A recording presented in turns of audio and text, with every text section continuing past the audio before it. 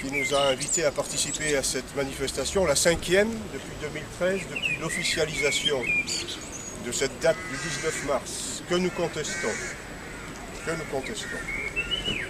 C'est une cérémonie importante, parce qu'elle permet pour nous de maintenir la vérité sur ces accords du 19 mars. La falsification historique est devenue un genre très répandu pour ceux-mêmes qui pratiquent un révisionnisme qu'ils condamnent très lourdement par ailleurs. Ainsi, l'an passé, souvenez-vous, centenaire de la bataille de Verdun, ils avaient entrepris de faire disparaître de l'histoire le vainqueur de Verdun lui-même, le maréchal Pétain. Cette année, donc, aujourd'hui, c'est le 19 mars, qu'on tente de nous imposer comme date à retenir, à célébrer, à fêter officiellement, avec tout le rituel des anniversaires victorieux. Bien sûr, c'est faux. Vous le savez, et eux aussi. Alors on lui trouve des appellations variables. Hommage à tous les morts de l'Afrique du Nord, cessez-le-feu, fin de la guerre d'Algérie. Le tout avec ce rituel de la victoire pour imposer cette date à toute la population française encore sensible à la gloire de la patrie. Vous le savez, c'est la FNACA qui est à l'origine de la manœuvre dans ce mauvais coup porté à la France.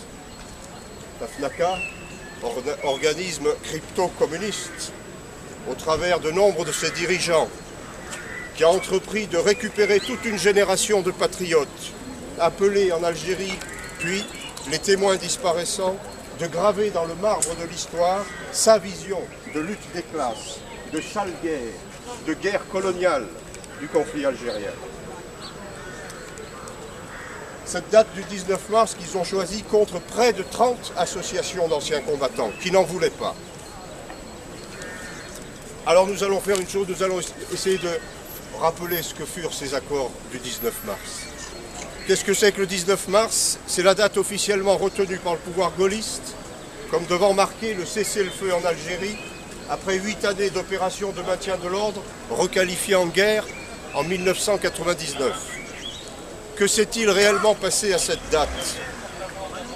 Des accords ont été signés à Évian, en France, le 18 mars 1962, dans la précipitation, pour qu'au journal télévisé de 20 heures, le chef de l'État puisse, en les annonçant, déclarer faite une Algérie indépendante, coopérant étroitement avec nous, satisfaisant la raison de la France.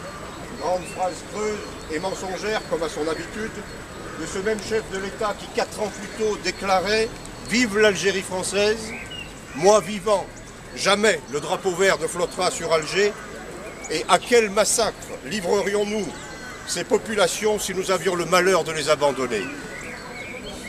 Qui furent les signataires de ces accords? Louis Jox, Robert Buron et Jean de Breuil pour la France. Et seulement 2 des 3 délégués du FLN, seule organisation admise aux négociations par De Gaulle.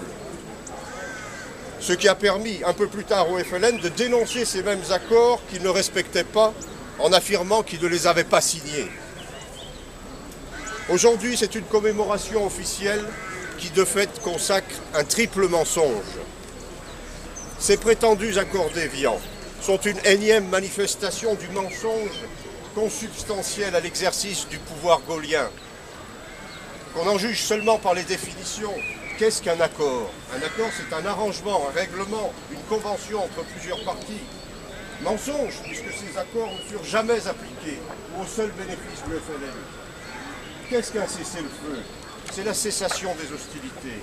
Mensonge encore, puisque dès le 26 mars, le feu est ouvert par l'armée française contre la communauté française d'Algérie qui manifeste pacifiquement rue d'Isly à Alger, faisant 50 morts et 200 blessés.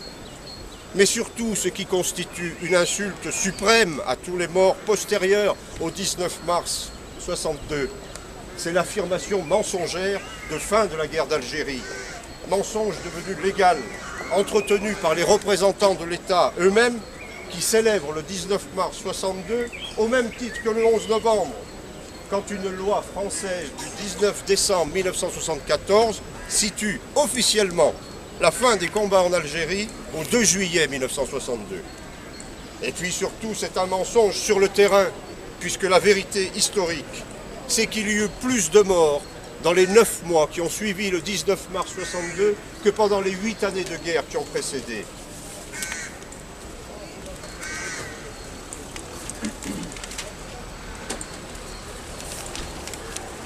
C'est un triple mensonge donc qui fait suite à 4 années de tromperie, avec leur sinistre bilan et ses conséquences. Une guerre qui n'en finit pas, car ce faux accord est basé sur le mensonge, ne peut qu'entretenir, alimenter une guerre qui de fait n'a pas cessé, ne cesse pas et ne cessera jamais. Toujours, les hommes ont mis un terme à leur guerre par un traité de paix, déterminant droits et devoirs des vainqueurs et des vaincus dans des conditions plus ou moins dures. Ceci jusqu'aux derniers conflits mondiaux et même jusqu'à la première guerre révolutionnaire que nous ayons eu à mener, la guerre d'Indochine, où l'armée a pu se sentir trahie, mais pas trompée. Pour l'Algérie, la paix reste à faire. Elle ne se fera vraiment que quand les mensonges seront dénoncés et leur auteur jugé.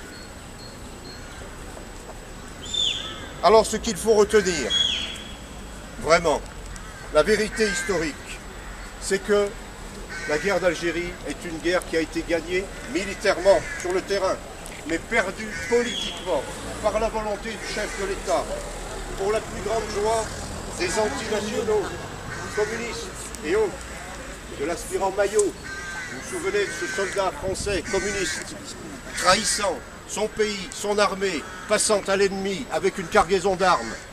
Et croyez-vous que la page est vraiment tournée lorsqu'en 2016, une place d'Alger a été baptisée à son nom. Trahison donc, et au plus grand bénéfice des porteurs de valises. Vous vous souvenez, ceux qui se vantent d'avoir porté des valises, intellectuels parisiens, relais du FLN, devenus pour certains ministres de cette 5e République. La vérité, c'est que ces prétendus accords de cessez-le-feu n'ont jamais été respectés et ont été suivis de l'assassinat systématique et le plus souvent dans des conditions atroces de 150 000 supplétifs, harkis et leurs familles. 25 000 Français d'Algérie, dont 3 500 à Oran pour la seule journée du 5 juillet 62, dans une chasse à l'européen organisée par le FLN et que l'armée française a sciemment laissé perpétrer en cantonnant les régiments dans leurs casernes. C'est aussi plus de 300 soldats du contingent qui ont été capturés, désarmés, puis égorgés et portés disparus. Sans oublier, bien sûr, le drame des rapatriés dans le mépris absolu de ces prétendus accords et avec la complicité dans le silence des autorités françaises de l'époque. Le 19 mars 62, commémoré par toutes les autorités de la République, c'est la date choisie et désormais imposée par la FNACA, qui, comme à son habitude, ment, gonfle certains chiffres, en oublie d'autres, pour servir des intérêts bien particuliers, assouvir sa haine de la France, dresser les Français les uns contre les autres, pour alimenter son sordide fonds de commerce électoral, la lutte des classes. La 19 mars 62, c'est l'une des dates les plus sombres de notre histoire, celle de la honte et de la trahison qui déconsidère à jamais la 5e République née dans le sang des Français, militaires et civils, hommes et femmes, enfants et vieillards, européens et musulmans fidèles à la France. Toutes victimes abandonnées au terrorisme le plus sauvage, méprisées par cette même 5e République qui sombre dans l'incohérence, la conséquence qui est la conséquence du mensonge.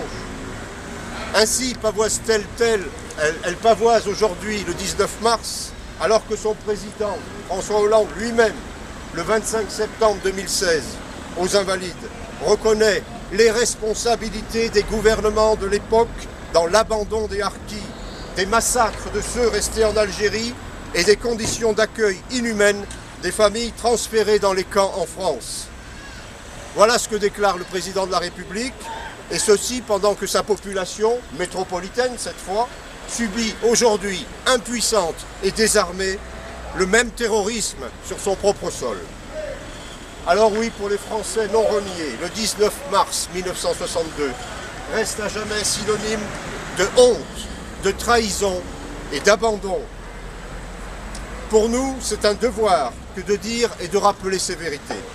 Et je remercie encore Dominique Morel de nous permettre de le faire ici, aujourd'hui.